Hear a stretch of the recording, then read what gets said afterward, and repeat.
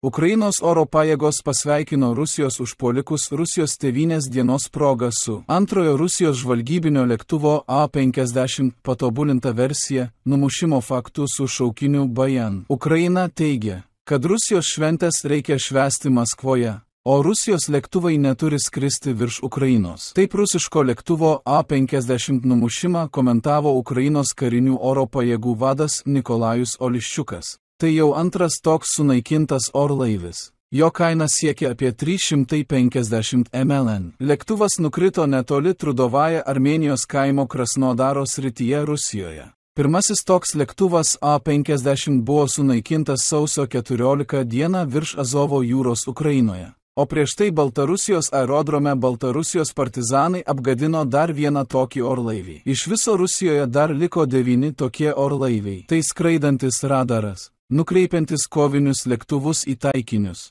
Jis mato viską danguje, jūroje ir žemėje nuo 400 iki 600 km.